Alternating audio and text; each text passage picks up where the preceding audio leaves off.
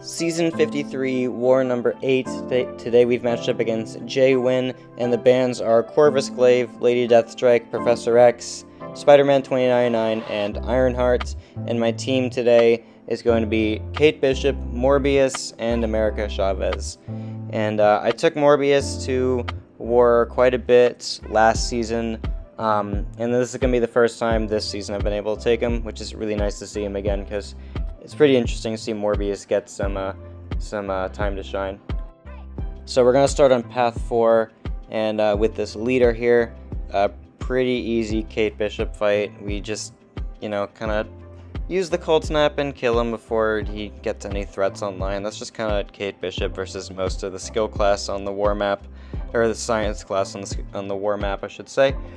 And in this fight, I'm going to try to not use light attacks, because that's when leader starts placing his debuffs, and I just don't want to deal with the protection and inequity that's going to come with that. So while we are still going to deal with inequity from the other debuffs, we'll minimize it as much as we can. And that Cold Snap is still going to do 3.5k, so that 3.5k per tick, so it's just, yeah, not much to say. He's going to die pretty soon. Go for our second Cold Snap here. I don't even know if the green door is going to get a chance to open before he dies. Looks like it's not, and we wouldn't even had the chance of getting in the green door anyway, because we kept him in the corner the whole time. So next up, we're fighting Rintrah on node 13. Annoying placement for sure. Normally we'd send Spider-Punk to this one, but I decided to take it with Morbius when I planned this, and turns out it wasn't like the best decision. This is not going to be a very clean fight, but it'll be a fight that definitely works, I should say. And this is game lag. I'm just waiting to be able to... Okay, there we go. Can I finally hit him? There we go. So I'm gonna go for a counter there, place some extra bleeds. My fervor buff keeps getting prevented, which is nice, because then we get the passive, so it's just spammable glides.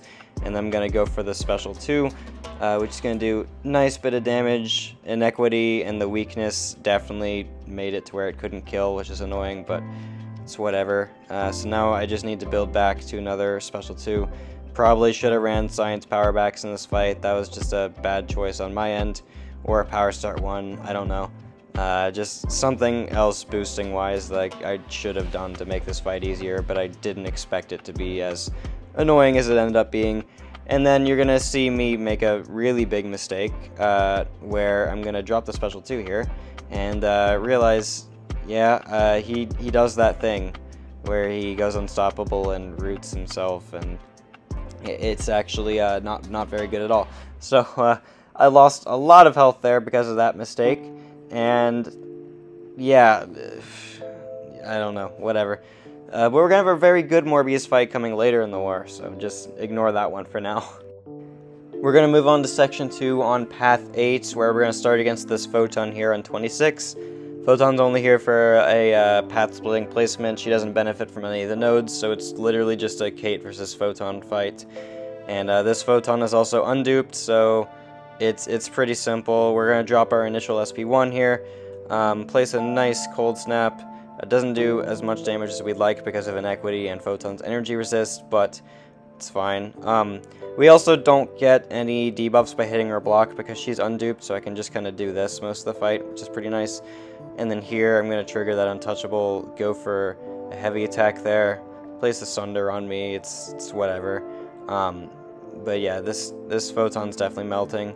Go for another SB1, place the next Cold Snap, and this one does 3k per tick, and she's, yeah, once again, I'm probably using the word melting too many times. I don't know, man, I'm so tired right now. Anyway, she's almost dead, and there we go, she finally drops. Next up, we're fighting Maestro on node 35 with America Chavez. Pretty easy fight for Chavez. Most cosmics, I should say, like literally every cosmic on node 35 is a easy fight for Chavez. This Maestro is no exception. Probably one of the harder ones for her because Maestro is still tanky with his glancing buff and such. especially when Chavez likes to crit on basics. It does a lot of damage for her and whatever. But I'm gonna go for a special 2 with the Dark Dimension trigger, and that's gonna give me the last dimension I need to get supercharged, and then we get a nice crit on that special 2 right there. Now he's still got the glancing up, and then the timer for knockdowns and stuff is paused here, but we're gonna go for a power gain right there, and then get a nice double crit on the SP1 that hit really hard, and then SP2 triggered from the negative zone, unblockable, still doesn't kill, no crits, unfortunate, but this relic into a little combo will finish the job. So then we move on. To Gorr on node 38. Weird placement for Gorr, but we'll take it.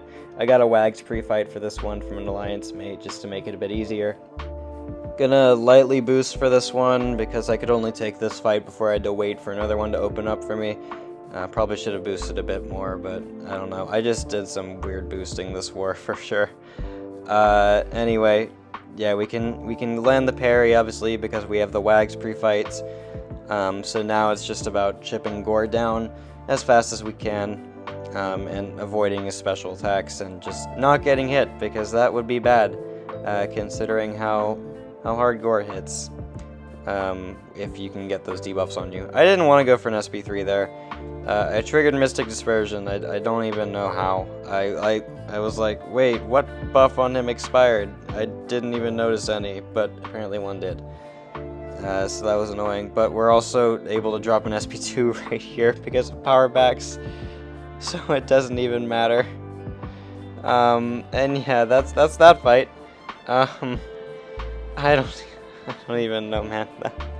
That was crazy. And last up, we have Enchantress on node 49.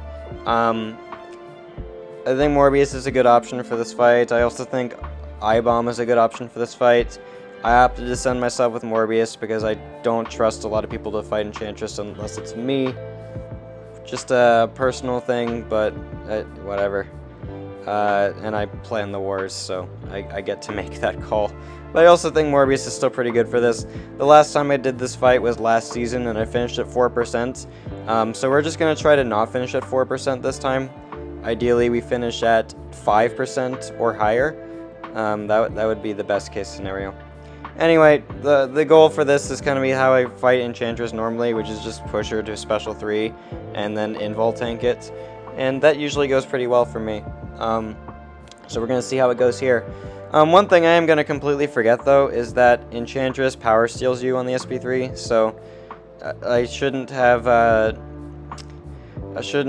waited so long to bait it from her, because I was like, I'll set myself up for a special 2 right after she drops the special 3. No, I can't do that because she does the power steal thing that I forgot she does. So now we're going to bait a couple SP1s. A little annoying, but it's whatever. A little bit of damage reflect, but it's whatever. Dash in, go for a heavy bait, she drops it immediately. Light attack, remove it. Intercept, remove those. Knockdown, remove those. All 3 of her spells, or 6 of her spells actually, removed in like 4 seconds. It's pretty nice. Drop the SP2 here, does really nice damage. Power backs push me back to 2 bars. She drops her SP2. And now I'm going to drop my own SP2 once again. And then it's gonna do a bunch of damage, and then she's at 4%, and then she doesn't drop the SP3, and then I have my glide, and now she's dead. Full yellow barred Enchantress on node 49, which is better than 4% finish, I'd say. So anyway, that's that fight, and that is my War 8. We did win this war quite confidently, so GG's to J-Win, good luck to them for the rest of the season. And we matched up against a very heavy hitter alliance for War 9, so a little bit nervous for that one, but I'm glad we got the win for War 8. So anyway, thank you guys so much for watching this one. I'll see you in the next one.